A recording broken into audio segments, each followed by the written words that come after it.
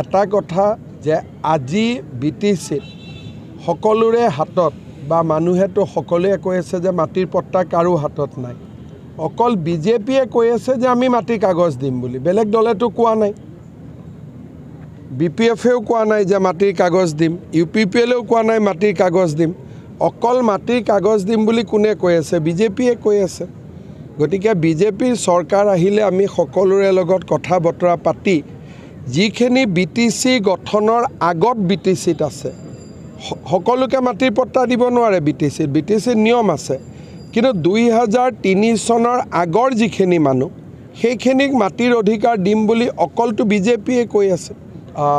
এটা কথা যে আজি BTCত সকলোৰে হাতত বা মানুহেতো সকলোৱে কৈ আছে যে মাটিৰ পট্টা কাৰো হাতত নাই। অকল বিজেপিয়ে কৈ আছে যে আমি মাটিৰ কাগজ দিম বুলি, বেলেগ দলেতো কোৱা নাই।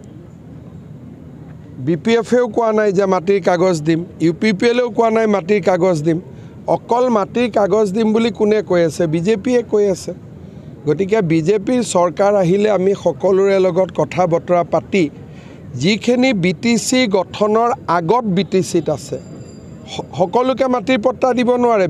BTCৰ নিয়ম আছে, কিন্তু 2003 চনৰ আগৰ যিখিনি মানুহ সেইখিনিক মাটিৰ অধিকাৰ দিম বুলি অকলটো বিজেপিয়ে কৈ আছে।